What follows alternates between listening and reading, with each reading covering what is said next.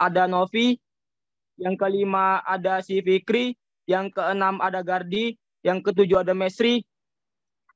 Nah baik, adapun topik pembahasan dalam presentasi kali ini ialah yang pertama ialah sejarah masuknya Islam di Andalusia, yang kedua perkembangan Islam di Andalusia, yang keempat kemajuan peradaban Islam di Andalusia, yang kelima pola pendidikan Islam di Andalusia. Baik, tidak untuk membuang waktu berlama-lama, langsung saja kita memasuki materi yang pertama, yaitu sejarah masuknya Islam di Andalusia yang dibawakan oleh Abil. Kepada Abil saya persilakan. Oke, terima kasih kepada moderator. Di sini saya akan menjelaskan tentang sejarah masuknya Islam di Andalusia. Andalusia adalah sebutan untuk wilayah semenanjung Iberia yang sekarang mencakup wilayah Spanyol dan sebagian kecil Portugal. Pada 406 Masehi, semenanjung Iberia dikuasai oleh bangsa Vandals. Karena itulah wilayah tersebut dinamakan sebagai Vandalusia. Dalam perkembangannya, Vandalusia direbut oleh bangsa Goth atau Visigoth. Cukup lama bangsa Goth menguasai Vandalusia, sampai akhirnya pada 711 Masehi, pasukan Islam berhasil merebutnya. Sejak itulah nama Vandalusia berubah menjadi Andalusia. Umat Islam sebelum menaklukkan Andalusia terlebih dahulu menduduki Afrika Utara dan berhasil menjadikannya sebagai salah satu provinsi di dinasti Umayyah. Dinasti Umayyah yang berpusat di Damaskus pada saat itu dipimpin oleh Khalifah Al-Walid yang pada saat itu memerintah di tahun 705 sampai 715 Masehi, mengangkat Musa bin Nusayr untuk menjadi gubernur Afrika Utara. Musa bin Nusayr begitu semangat ketika diberi amanah yang besar sebagai gubernur Afrika Utara. Terbukti dalam kepemimpinannya, ia berhasil meluaskan wilayah dinasti Umayyah hingga menduduki Aljazair dan Maroko, serta pelosok pegunungan-pegunungan yang masih dikuasai bangsa Barbar. Setelah berhasil mengalahkan penguasa kerajaan Visigoth, satu persatu kota-kota penting dapat dikuasai umat Islam, seperti Seville, Saragossa, hingga Navarre. Puncaknya pada awal abad 8 Masehi. Umat Islam melakukan penaklukan besar-besaran dan berhasil menjangkau seluruh Spanyol, Prancis Tengah, dan sebagian Italia. Kemenangan gemilang berturut-turut yang diperoleh oleh umat Islam tidak terlepas dari faktor eksternal yang bisa dibilang sangat menguntungkan. Faktor eksternalnya adalah kondisi masa itu di negeri Spanyol yang dibilang dalam keadaan menyedihkan. Para penguasa Visigoth sangat intoleran. Mereka memaksa penduduk agama lain seperti aliran Monosofit dan Yahudi untuk masuk ke dalam agama Kristen. Jika tidak akan disiksa dan dibunuh. Selain itu, penguasa juga memberlakukan sistem kelas pada rakyatnya sehingga yang terjadi adalah kemelaratan, kesengsaraan, saling menindas, dan kemiskinan merajalela. Hal itu berbalik 180 derajat ketika Spanyol masih dalam kekuasaan Romawi. Setelah dikuasai oleh kerajaan Visigoth, perekonomian dan kesejahteraan sosial semakin memburuk. Terima kasih, saya kembalikan kepada moderator. Baik, terima kasih kepada Abil yang telah membahas sejarah masuknya Islam di Andalusia. Selanjutnya kita memasuki perkembangan Islam di Andalusia yang akan dijelaskan oleh Alif. Kepada Alif saya persilahkan. Baik, perkembangan Islam di Andalusia. Islam pertama kali masuk ke Eropa jalur Afrika Utara.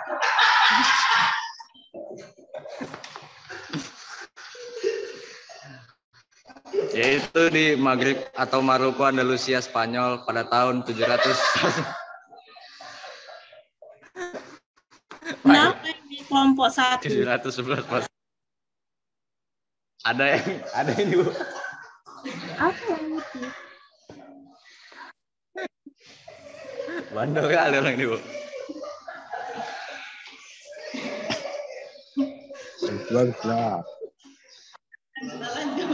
Ya, saya lanjut, mohon maaf. Ntar, lah.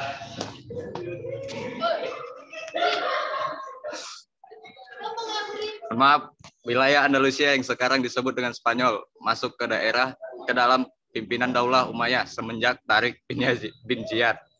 Penaklukan pasukan pimpinan Roderick, Raja Bangsa Gothia pada tahun 711 Masehi. Andalusia dipimpin umat Islam pada zaman Khalifah Al-Walid 705 sampai 715. Salah seorang khalifah dari Bani Umayyah yang berpusat di Damaskus. Kepemimpinan umat Islam di Andalusia berlangsung lebih dari 7,5 abad. Kepemimpinan umat Islam di Andalusia membawa kemajuan peradaban yang dipengaruhi oleh kemajuan intelektual yang di dalamnya terdapat ilmu filsafat, sains, fikih, musik, dan kesenian. Begitu juga dengan bahasa dan sastra. kemegahan pembangunan fisik, Andalusia merupakan tempat yang paling utama bagi Eropa penyerap peradaban Islam, baik dalam bentuk hubungan politik, sosial, maupun perekonomian dan peradaban antar negara.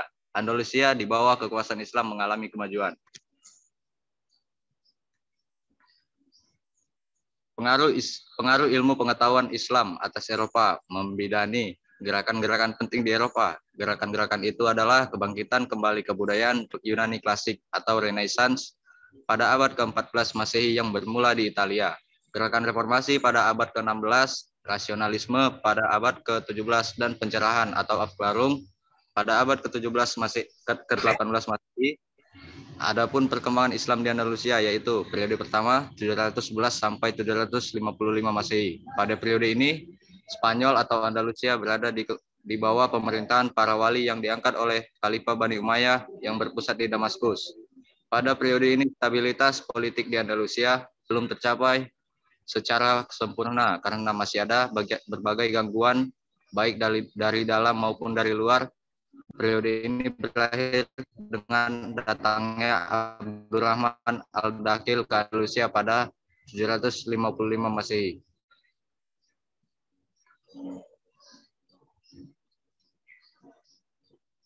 Periode kedua yaitu 755 Masehi sampai 912 Masehi. Untuk memasuki Andalusia, Al-Dakhil mendirikan dinasti baru Bani Umayyah. Para penguasa pada periode ini adalah Abdurrahman Al-Dakhil, Hisyam I, Hakam I, Abdurrahman Al-Saud, Muhammad bin Abdurrahman, Munzir bin Muhammad, dan Abdullah bin Muhammad. Kemajuan demi kemajuan ditorehkan pada periode ini di bidang politik maupun peradaban. Periode ketiga yaitu tahun 912 Masehi sampai 1013 Masehi. Menjelang periode akhir ini terjadi kekacauan politik pemerintahan Bani Umayyah di Andalusia, yakni ketika Hisyam naik tahta dan usia yang belum matang untuk menjadi khalifah. Saat itu Hisyam masih berusia 11 tahun. Pada tahun 918 Masehi, kekuasaan Andalusia akhirnya dipegang Abi Amir yang terkenal dengan gelar Al-Mansur Billah. Inilah tonggak runtuhnya Daulah Bani Umayyah di Andalusia. Periode keempat yaitu pada tahun 1013 sampai 1086 Masehi. Pada periode ini Andalusia terpecah menjadi lebih dari 30 negara kecil di bawah pemerintahan Mullah al-Tawaif atau raja-raja kelompok golongan. Pada periode ini umat Islam Andalusia kembali memasuki masa pertikaian intern. Ironisnya, apabila terjadi perang saudara, ada pihak-pihak bertikai yang meminta bantuan kepada raja-raja Kristen. Periode kelima pada tahun 1086 sampai 1248 Masehi. Walaupun terpecah dalam beberapa negara, pada periode ini terdapat satu kekuatan yang sangat dominan, yaitu kekuasaan dinasti Muwahhidin. Kekuasaan Kristen saat dapat dipukul mundur, akan tetapi tidak lama setelah dinasti Muwahhidun mengalami keruntuhan. Sejak 1212 sampai 1248 Masehi, kota-kota besar di Andalusia, kecuali Granada, lepas dari kekuasaan Islam, jatuh ke tangan penguasa Kristen.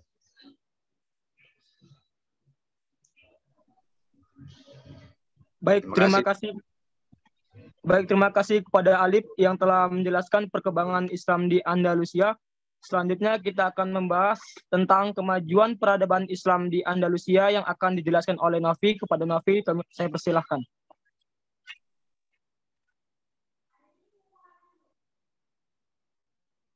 Baik, saya akan menjelaskan mengenai kemajuan peradaban Islam di Andalusia. Kepemimpinan umat Islam di Andalusia membawa kemajuan peradaban yang dipengaruhi oleh kemajuan intelektual yang di dalamnya terdapat ilmu filsafat, sains, fikih, musik, dan kesenian. Begitu juga dengan bahasa dan sastra, dan juga kemegahan pembangunan fisik. Kita tahu bahwasannya Andalusia merupakan tempat yang paling utama bagi Eropa menyerap peradaban Islam, baik dalam bentuk hubungan politik, sosial, maupun perekonomian dan peradaban antara negara. Andalusia di bawah kekuasaan Islam mengalami kemajuan, di mana pengaruh ilmu pengetahuan Islam atau Eropa yang sudah berlangsung sejak abad ke-12 Masehi dan menimbulkan gerakan kebangkitan kembali atau Renaissance pusaka Yunani di Eropa pada abad ke-14 Masehi. Tentunya kemajuan-kemajuan Eropa saat ini tidak dapat dipisahkan dari pemerintahan Islam di Spanyol, di mana Islam di Spanyol banyak memberikan muatan-muatan keilmuan bagi dunia Eropa, sehingga banyak orang datang belajar di Spanyol. Pada periode klasik, ketika Islam mencapai masa keemasannya, Spanyol merupakan pusat peradaban Islam yang sangat penting, yang menyaingi Baghdad di timur. Ketika itu, orang-orang Eropa Kristen banyak belajar di perguruan-perguruan tinggi Islam di sana, di mana Islam menjadi guru orang Eropa di sana. Adapun kemajuan-kemajuan peradaban Islam di Andalusia juga dapat kita lihat pada bidang-bidang sebagai berikut. Yang pertama yaitu sejarah dan sosiologi. Ilmu sejarah dan sosiologi juga berkembang pesat di Andalusia semasa pemerintahan Islam, di mana ahli sejarah dan sosiologi yang menjadi peletak dasar teori-teori sejarah dan sosiologi banyak bermunculan pada masa ini. Di antara lain adalah Ibnu Hazm dan karyanya Jamhar al-Ahzab dan Rasail fil al-Andalus, yang dimana seorang sejarawan yang pernah berkunjung ke Indonesia dan Asia Tenggara, yang dimana sejarah perkembangan Islam di Spanyol, bidang-bidang itu juga turut berkembang pesat di Andalusia, yang pada akhirnya melahirkan tokoh-tokoh yang berkompeten di bidang ini, antara lain Ibn Rushd yang terkenal dengan karyanya Bidayat al-Muzahid Winahaya al-Muqtasid. Lalu juga pada bidang musik dan kesenian, yang dimana tokoh yang terkenal pada masa ini adalah Al-Hasan bin Nafi yang dijuluki Jaryab. Ia adalah seorang seniman yang terkenal di zamannya, di mana sejarah perkembangan Islam di Spanyol lewat bidang bahasa dan sastra merupakan bahasa, di mana bahasa Arab merupakan bahasa administrasi bagi pemerintahan Islam di Spanyol. Hal itu dapat diterima oleh orang-orang Islam di negeri itu, termasuk oleh penduduk aslinya sendiri. Adapun tokoh yang terkenal pada masa itu antara lain Ibn Malik pengarang kitab Alfiyah, dan juga Ibn Kuruh, Ibn Hals, dan sebagainya, di mana merupakan sejarah sebagai peletak lahirnya sejarah perkembangan Islam di Spanyol. Dan adapun juga monumen-monumen non-religius seperti Istana Alcázar di Sevilla dan Alhambra di Granada dengan dekorasinya yang besar dan megah dan indah, yang dimana merupakan peninggalan-peninggalan yang paling agung. Lalu lebih jauh dikatakan bahwa Khalifah juga membawa air mancur yang dibawa figur-figur dari Konstantinopel khusus menghiasi bagian dalam istananya. Pada saat terjadi revolusi suku barbar pada tahun 1818 Masehi, istana Madinah dihancurkan dan dibakar sekitar tahun yang sama. Sehingga Fil al-Mansur yang memiliki nama hampir mirip dengan nama istananya, yaitu Madinah al-Zahira yang bangunannya memanjang hingga bagian timur, Cordova juga dihancurkan oleh kaum barbar, dan saat itulah musnah seluruhnya. Sekian saya kembalikan kepada moderator. Terima kasih kepada Nopi yang telah membahas kemajuan peradaban Islam di Andalusia. Selanjutnya kita akan membahas pola pendidikan Islam di Andalusia yang akan dijelaskan oleh Fikri. Kepada Fikri saya persilahkan. Pola pendidikan Islam di Andalusia terbagi atas beberapa, antara lain 1. Masjid. Masjid menjadi basis sentral dalam pengembangan ilmu pengetahuan, baik pengetahuan agama maupun ilmu pengetahuan umum. Di sanalah para pelajar bertemu dengan gurunya atau ulama dan kemudian melakukan dialog, diskusi, dan bahkan perdebatan-perdebatan akademis. 2. Istana. Ketika pemerintah Islam Andalusia berganti menjadi pemerintahan Al-Muluk Al-Tawaif, raja-raja golongan, maka istana raja-raja tersebut menjadi pusat profesi, kesarjanaan, pengkajian, filsafat, dan ilmu pengetahuan. 3. Kutab. Di Andalusia menyebar lembaga pendidikan yang dinamakan kutab. Selain masjid, kutab termasuk lembaga pendidikan terendah yang sudah tertata dengan rapi, dan para siswa mempelajari berbagai macam disiplin ilmu pengetahuan seperti ilmu agama, fikih, bahasa Arab, dan lain-lain, seni musik, dan sastra. 4. Madrasah. Istilah madrasah tidak dikenal di Andalusia hingga abad ke-13 Masehi. Baru pada pertengahan abad ke-14, sebuah bangunan madrasah yang besar didirikan di Granada oleh penguasa Nasrid, yaitu Yusuf Abu al-Hajjaj pada tahun 1500 Hijriah atau 1349 Masehi. Dilanjutkan oleh Ruth.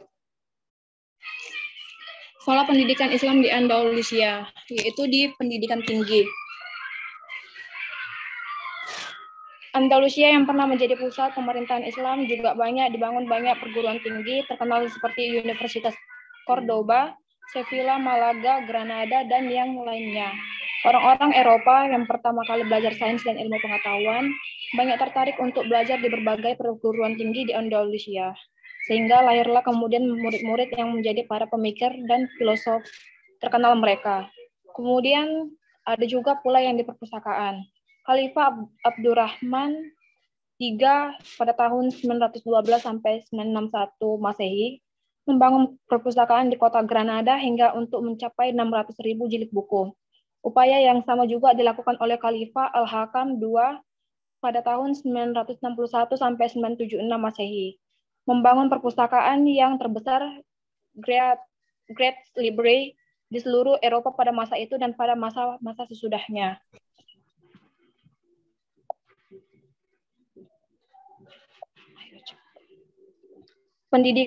Pola pendidikan Islam di Indonesia pada kurikulum dan pembiayaan pendidikan Islam di Andalusia yaitu ada pengetahuan dan syariah, ilmu-ilmu bahasa dan sastra, ilmu-ilmu sejarah dan sosial, ilmu-ilmu falsafah, logika, debat dan diskusi, ilmu-ilmu tulen atau murni, ilmu-ilmu kealaman dan eksperimental. Saya kembalikan kepada moderator.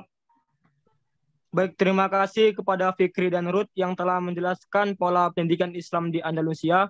Selanjutnya kita akan membahas runtuhnya Islam di Andalusia yang akan dijelaskan oleh si Gardi. Pada Gardi saya persilahkan. Runtuhnya Islam di Andalusia. Konflik antar umat Islam sendiri terjadi perpecahan yang ada pada umat Islam antara lain karena adanya sengketa antara saudara yang masing-masing ingin menjadi raja dari suatu negara merdeka. Hasilnya tidak kurang dari 20 negara. Melihat perpecahan tersebut, mengundang hasrat kaum Kristen di sebelah utara untuk menyerang dan berusaha untuk merebut kembali daerah-daerah mereka. Perebutan itu dimulai ketika Bani Umayyah Andalus runtuh dan terus-menerus umat Islam terdesak ke selatan sehingga hanya tinggal di Granada. Di samping itu, orang-orang pribumi mereka masih memberi istilah ibad dan muwaladun kepada mualaf, yang ungkapan itu dinilai merendahkan. Akibat tidak adanya ideologi yang dapat memberi makna persatuan, dan mereka saling berperang dan bahkan diadu domba oleh pihak ketiga. Sementara dinasti-dinasti kecil saling berperang. Orang Kristen menyatukan diri untuk menaklukkan orang Islam dan menguasainya dari Andalusia. Secara politis, kekuatan Islam berakhir pada penghujung abad ke-15 yang ditandai dengan kekalahan demi kekalahan kerajaan Islam. Adanya persatuan dari umat Kristen ketika umat Islam sedang dalam keadaan konflik, maka umat Kristen justru bersatu. Pada tahun 1969, kerajaan Ferdinand dari Aragon dan kerajaan Isabella dari Kastilia bersatu menyerang kekuatan Islam di bawah kekuasaan dinasti Ahmar di Granada yang terkenal dengan Alhambra. Pada tanggal 2 Januari 1492 atau 12 Rabiul Awal 897 Hijriah, ibu kota Granada dikepung dan ditaklukkan oleh penguasa Kristen. Sekian dari saya kembali ke moderator. Baik, terima kasih kepada Gardi yang telah menjelaskan runtuhnya Islam di Andalusia. Cukup sekian pembahasan dari kami. Selanjutnya saya akan membuka sesi tanya jawab pada teman-teman yang ingin bertanya kepada kelompok kami. Saya persilahkan. Baik, terima kasih kawan-kawan yang sudah bertanya kepada kelompok kami. Di sini kami kelompok 1 akan menjawab pertanyaan dari kawan-kawan sekalian. Yang pertama itu pertanyaan dari Sitorang yang akan dijawab oleh si Fikri. Kepada Fikri saya persilahkan.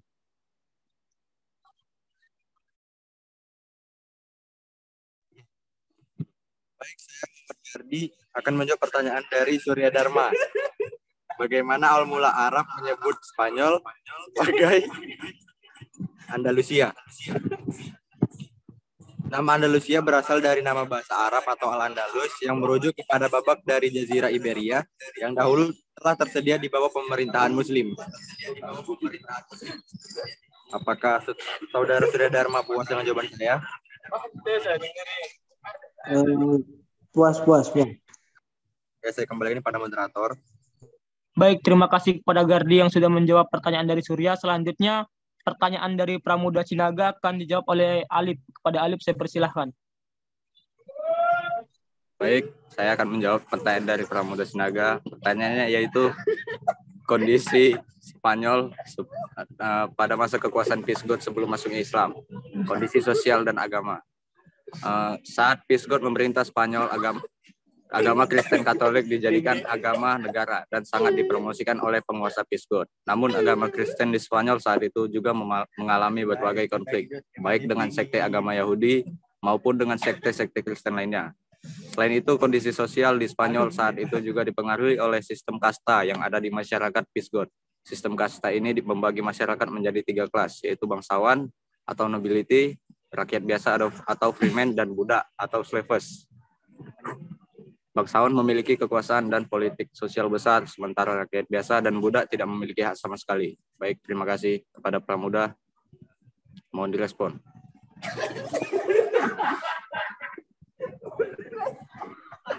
Baik, terima kasih kepada Alif yang sudah menjawab pertanyaan dari Pramuda Sinaga.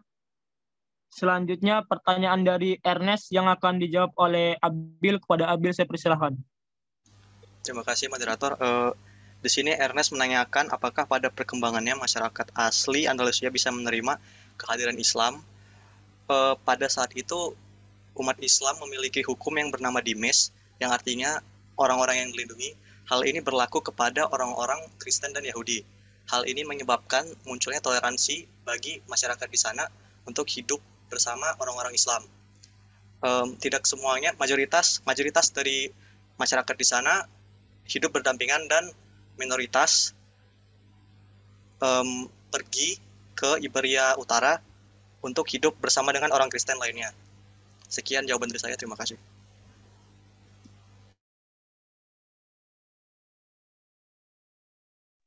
Baik, terima kasih kepada Abil yang sudah menjawab pertanyaan dari Ernest. Selanjutnya kita akan menjawab pertanyaan dari Carmila yang akan dijawab oleh Nopi. Kepada Nopi saya persilahkan.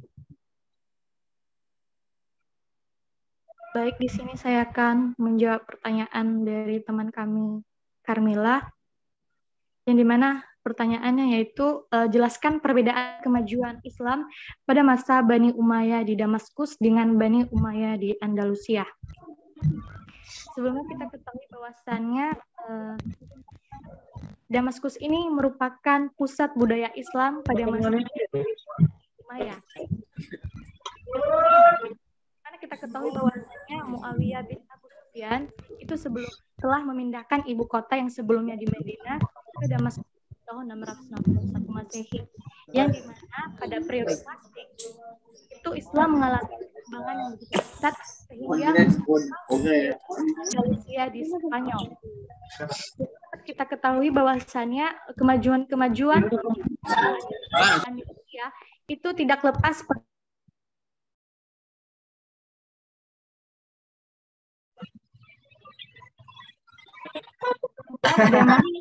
Umayyah di Andalusia itu penggunaan bahasa Arab hanya digunakan sebagai bahasa administrasi pada pemerintahan Islam di sana. Dan tentunya yang terakhir bahwasannya Andalusia ini memang sebagai lingkungan yang melahirkan kebangkitan sastra ilmiah dan pembangunan yang memang memiliki peranan penting sebagai pemicu lahirnya kebangkitan kembali atau Renaissance di Eropa. Sekian. Baik, terima kasih kepada Nopi yang telah menjawab pertanyaan dari Carmila. Selanjutnya pertanyaan dari Dela yang akan dijawab oleh Mesri. Kepada Mesri saya persilahkan. Baik, terima kasih kepada moderator. Saya akan menjawab pertanyaan dari saudara Dela.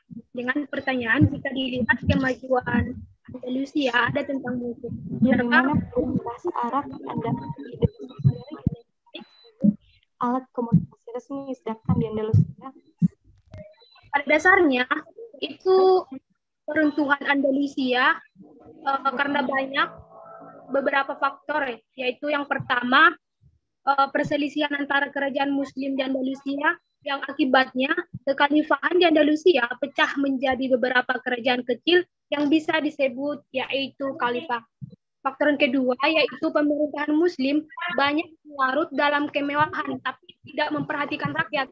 Jadi pemimpin yang memimpin pada saat zaman di Andalusia tergiur akan kemewahan harta yang dimilikinya dan lupa kepada rakyatnya.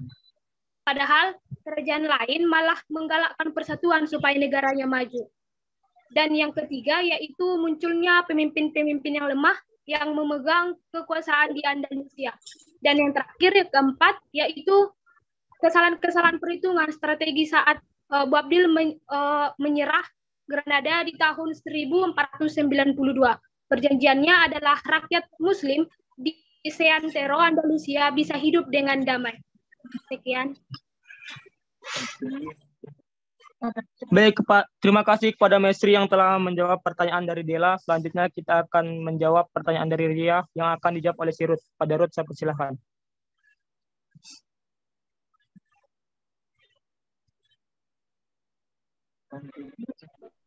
Terima kasih kepada moderator. Di sini saya akan menjawab pertanyaan dari saudari Ria, yaitu perkembangan politik di Andalusia pada periode kedua. Yaitu ada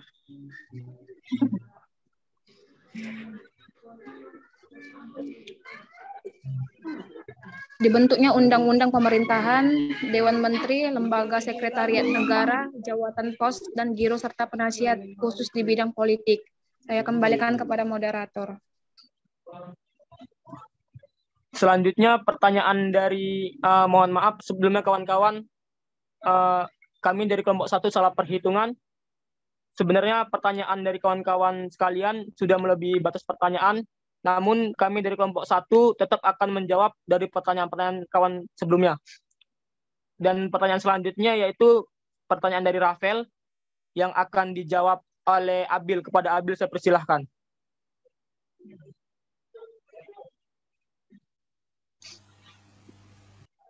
Baik, terima kasih kepada Abil yang sudah menjawab pertanyaan dari kawan-kawan sekalian.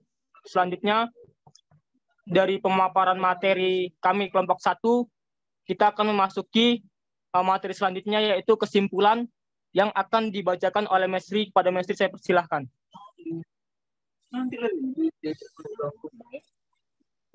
Kami dari kelompok 1 mengambil kesimpulan yaitu Islam pertama kali masuk ke Spanyol pada tahun 711 Masehi dari jalur Afrika, wilayah Andalusia yang sekarang disebut dengan Spanyol di ujung selatan benua Eropa.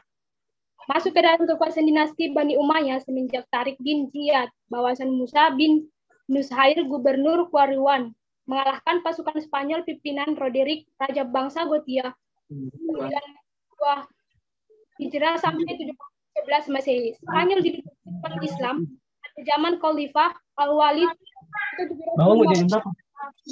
715 Masehi. Salah seorang khalifah dari Bani Umayyah yang berpusat di Damaskus. Perkembangan Islam di Spanyol berlangsung lebih dari 7,5 abad. Perkembangan itu dibagi menjadi 6 periode, yaitu periode pertama 711 sampai 755 Masehi. Periode kedua 755 sampai 912 Masehi. Periode ketiga 912 sampai 1313 Masehi. Periode keempat 1013 sampai 1086 Masehi. Periode kelima 1086 sampai 1248 Masehi. Dan periode keenam 1248 sampai 1492 Masehi. Kemajuan peradaban dipengaruhi oleh kemajuan intelektual. Itu yang di dalamnya terdapat ilmu filsafat, sains, fikih, musik dan kesenian, begitu juga dengan bahasa dan sastra, dan kemegahan pembangunan fisik. Faktor-faktor pendukung kemajuan Spanyol Islam, diantaranya kemajuannya sangat ditentukan oleh adanya penguasa-penguasa yang kuat dan berwibawa, yang mampu mempersatukan kekuatan umat Islam, seperti Abdul Al-Rahman Al-Dakhil, Abdul Ar-Rahman Al-Washid, dan Abdul Ar-Rahman Al-Nasir. Keberhasilan politik pemimpin-pemimpin tersebut ditunjang oleh kebijaksanaan penguasa-penguasa lainnya yang memelopori kegiatan-kegiatan ilmiah dan adanya toleransi yang ditegakkan oleh penguasa terhadap penganut agama Kristen dan yang sekian dan kepada baik.